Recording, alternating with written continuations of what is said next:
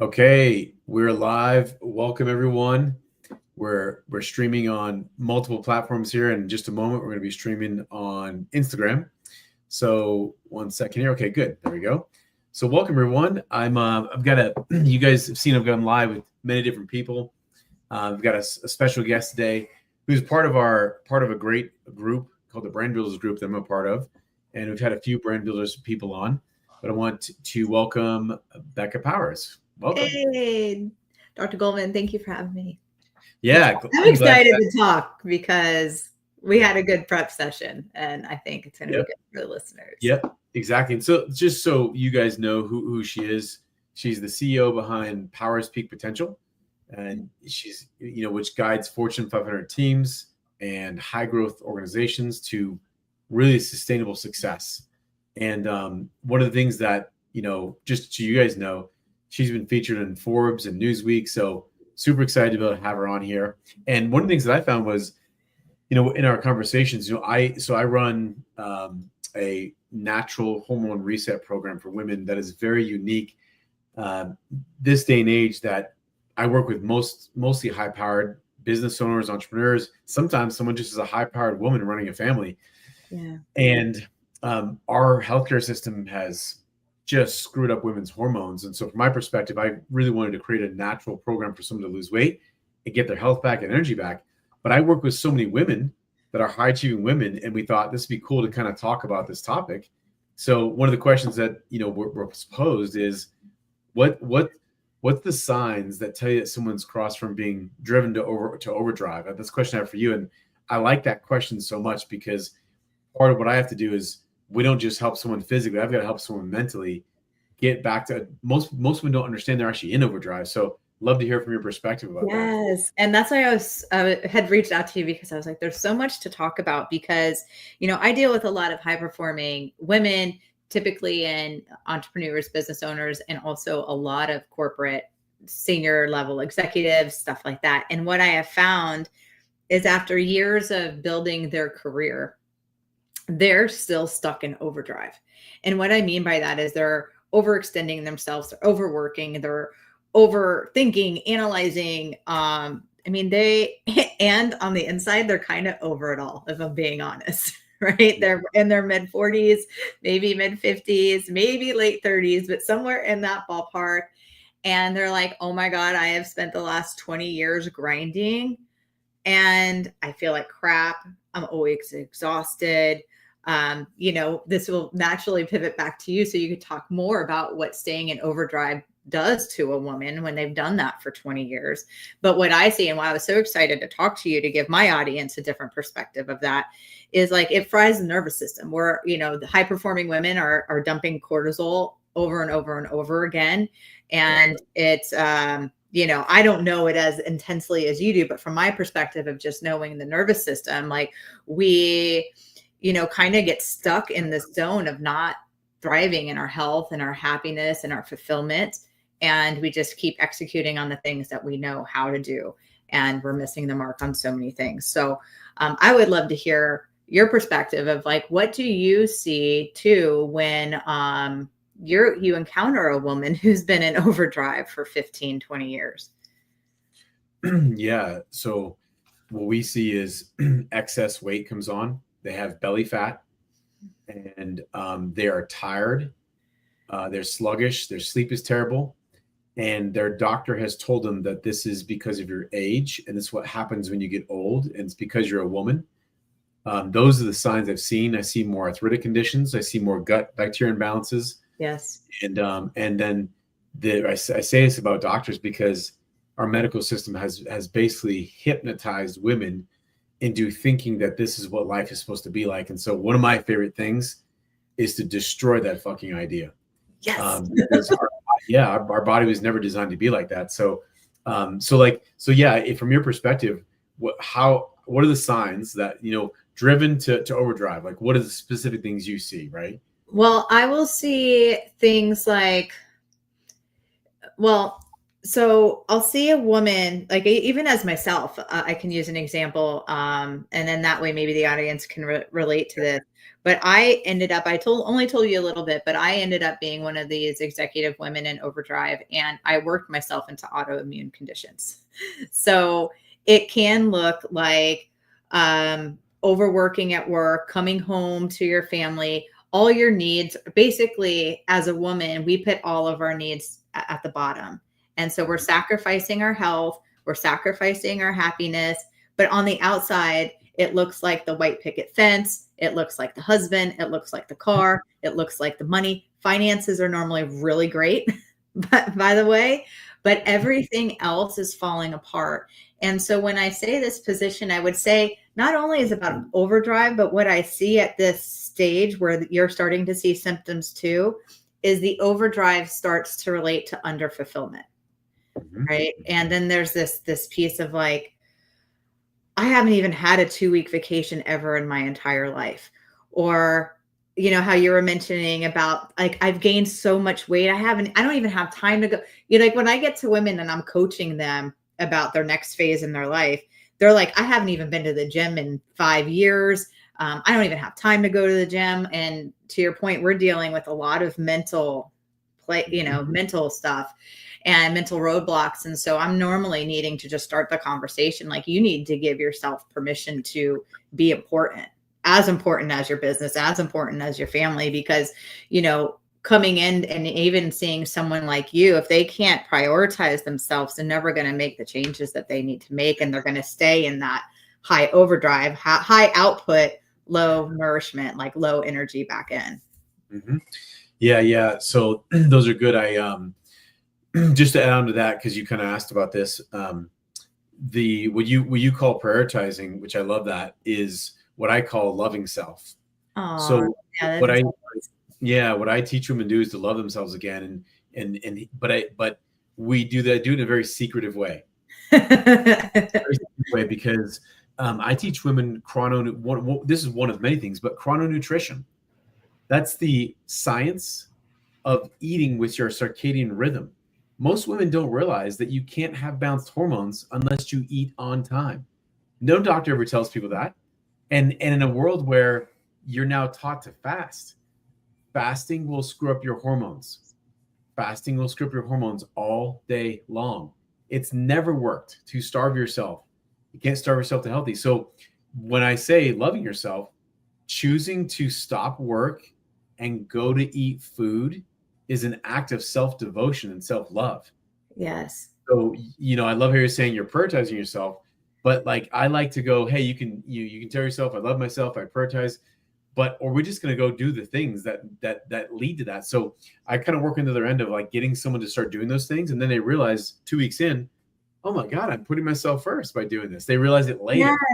Right? And so I love that you're taking it from the health angle. And the first thing that I typically do with women is I ask them, what are you passionate about? And I get a blank stare because they're like, I haven't even thought about hobbies or anything for years. And so I normally start my clients in with a small task, but like, if you like gardening, go plant, start a small garden. Or if you like dancing, go. You don't have, like, we're at a point where we don't have to be like Olympic superstars or anything like that, but just start doing an activity that fills you up. And it's quite incredible what I see when women start, and I do say that's taking care of themselves, but when they start feeding an element of themselves, whether it's food or exercise, or like I like saying passion, writing, reading, gardening, dancing, painting, like so many of these high overdrive women have given up almost everything that they truly like. Mm-hmm, mm-hmm. Yeah, exactly. So I understand what you're saying. Like, I kind of like, I don't start with like, hey, I need you to prioritize yourself. I'm like, hey, could you do this one thing? One thing. Yeah. Small changes. So what are the, what is the steps that you take to help someone go from that overdrive place? Like, what do you do? How do you do that? I love to really start simple. And I think you'll like this just based off what I've read from you so far, but is choice. And so I teach choice. I really simplify choice. And for women, choice can seem complicated. Like when we're making a choice, we think about all of the people it impacts, like our kids, our grandkids, our employees. Like we can at least think of 11 things when we're making a choice. And what I try to do is I try to simplify it and say, like, listen, choice really only has two paths. Our choice is either serve us or they sabotage us. So if you can simplify and start taking smaller actions, does this choice serve me or does it sabotage me? Does it empower me or does it disempower me? And the other flavor of that I use is help or hurt. So depending on what the choice is, really having my clients slow down to think about how the choice is going to impact them is where I like to start. Very cool. And you talked about, like, I just like for people to know, because you talk about overdrive patterns, like what's an overdrive pattern? What does that look like if someone's like watching this? Well, I mean, it looks like simply, it looks like, okay, let's just say you have someone who works 9 to 5, right? And then, but there's a project. And so now they're staying at the office or working from home, wherever that's happening. And they're like, oh, I'm just going to work till 7. And they were supposed to, stop at 5, do their meal prep, then, have dinner with the family, but they pushed that off. And now family time is down to 30 minutes.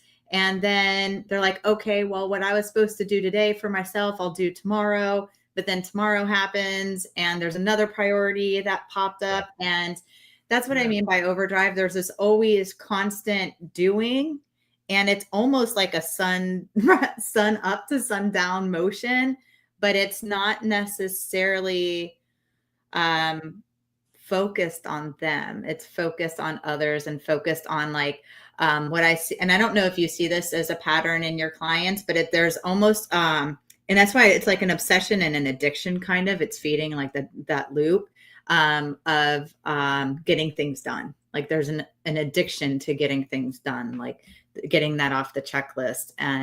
But the problem is that the person themselves are not actually on the list. Mm-hmm. Yeah. And then so there's so let's chat. I love chatting about that. The addiction to getting things done. Like what is that? Like what's happening inside someone that creates that? Yeah. So, from a patterning perspective, it's feeding, I call it the unders and the overs. And so when people are overing, it's because they feel undered, right? So I'll give you an example from a human psychology perspective. When we feel undervalued, respected, under recognized, under appreciated, when we feel undered, right? From a psychology perspective, we overcompensate. Mm-hmm. And that overdrive is really rooted in this overcompensation. And they're overcompensating because they feel undervalued, underrecognized, underappreciated.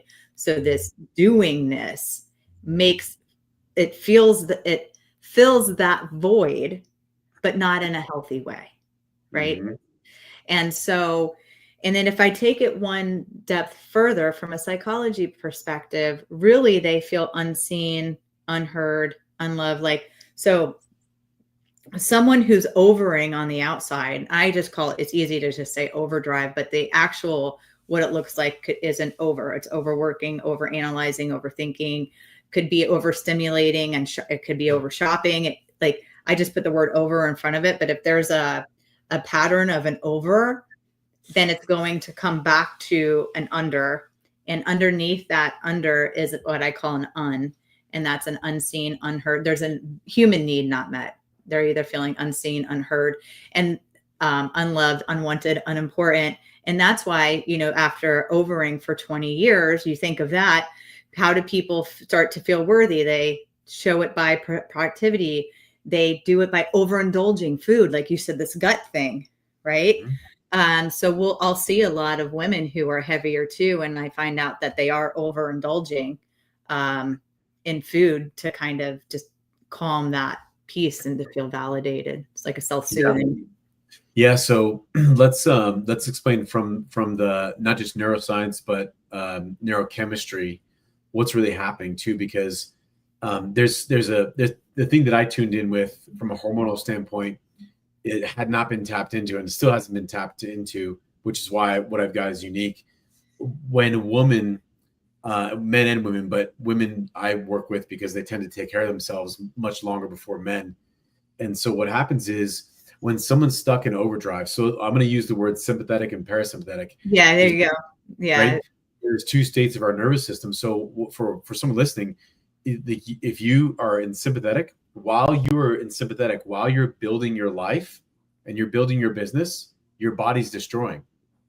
Yep. When you're in parasympathetic, when you're not building your business, when you're breaking down your business and your family, your body's building. This is the polarity of life. And you've got to have both. And so what happens is overdrive really is when someone's stuck in sympathetic, and it is a bit of an addiction. And what happens is the body can't really repair. And so many women go to doctors and get their hormones tested. And what's really interesting is having your hormones tested is very much like going to the mechanic and then just reading your dashboard on your car and seeing that your check engine light is on.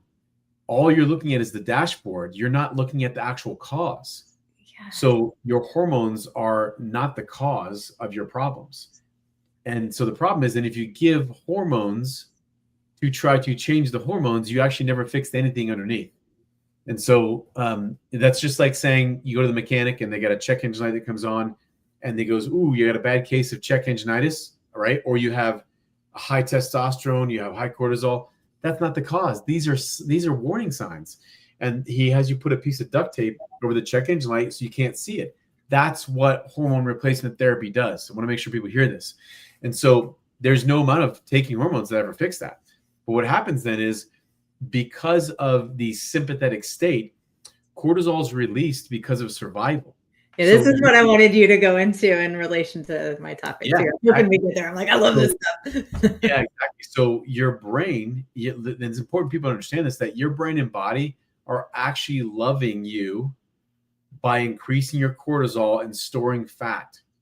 I want people to really hear this. Your stored fat is your body trying to get you to survive. So many women think their body's working against them, and it couldn't be further from the truth.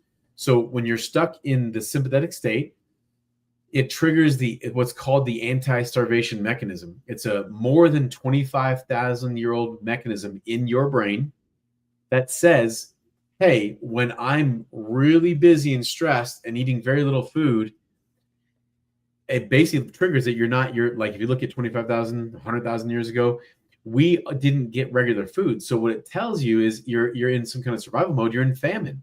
Right. And even though you're not. And when you're in famine, your brain and body love you so much. It says, let's make sure that she or he has enough fuel on her to survive the next famine, right? So by the way, this is what fasting does for busy women, is it creates fat storage. And so your body will actually store specifically fat on your belly and your thighs because it's waiting for your next famine.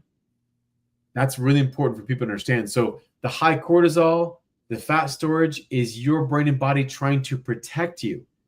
And so when you hear us talking about prioritizing yourself and loving yourself, I have a question for people to listen to this is, why would your body ever let go of your fat? And why would it ever take the time to repair you if it thinks you're in a survival mode? It's not going to do it. So stopping to take time to eat, to rest, to dial in your sleep. Most women have no idea what that even means. How much should I even eat? Even the amount that you eat. I have a lot of people that'll eat salads throughout the day. That's one of the first kind of baloney things we stop. Salads are going to make you fat. You're starving yourself. Lettuce, tomatoes, cucumbers have very little calories. Calories are a measurement of unit of energy. You're literally just going to trigger that you don't have a lot of food around, and it's going to store more fat. So there's a little bit of stuff behind that.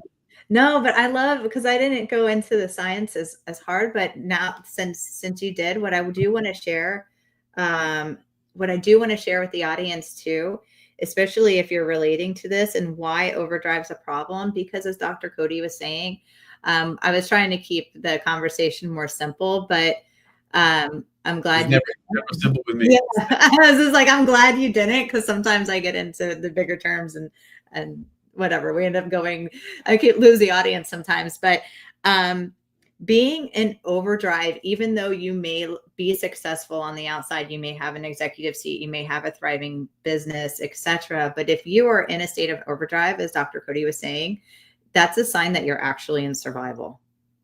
Because anytime you're in the overs, highly connected to the unders.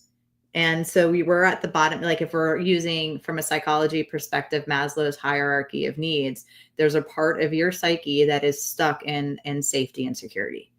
And you're just rinse and repeating. That's why I said it's like an addiction. It's like you're feeding that need of feeling secure. And so you overextend yourself in meetings, you overextend yourself with your family, you overextend yourself here. And instead of being nurturing and growing from the inside out, it's an outside in mentality. And that's how we break down, as you were mentioning. Absolutely. So we'll give some practical things. And if someone's listening to this, how do you we'll look at how do I fix this and how do you fix this? We'll look at that from that angle. When the whole process we talked about, and you'll appreciate this, but when someone is stuck in that overdrive, what's interesting is their body stops using fat and starts looking for sugar. And there's a reason why. Sugar is a very accessible fuel source. It's easier to break down, takes less energy, so it stores the fat. So the number one thing that I do is I'll bring someone's brain back to burning fat. But you can't do that without knowing all the things around it. You can't do that unless you know how, like when to go to sleep, when to eat. Like these are all patterns we change. Yeah. So this is the hormonal change that when I talk about hormone balance, we'll see testosterone, progesterone, estrogen, insulin, cortisol, all completely come to balance. There's 60 hormones. Women can barely name 5. You have 60, but most of your doctor can't name them either, by the way, because there's a reason why. I'm not knocking doctors, is we don't really know how these all work. That's the truth. But we do know that when you actually bring yourself into balance, your body creates its own equilibrium.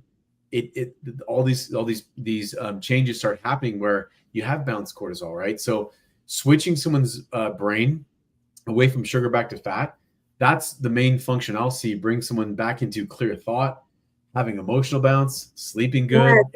Right. That's one of the side effects. Like I'm sure we both, when I'm interviewing a client and I'm asking for symptoms, it's the cloggy thoughts, feel like chronic fatigue and all of that. So yeah, those are really common symptoms. Exactly. I know you have like a power method. I was wondering if you're curious just to talk about that.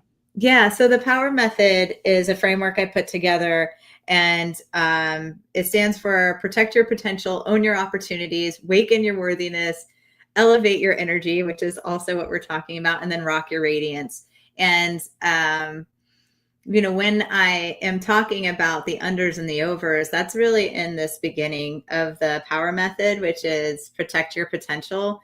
Because as you start looking at what we're talking about coming out of this overdrive state, you have to, there's something that you said, and it's my signature keynote, so I'm very passionate about it, but I call it the power of and.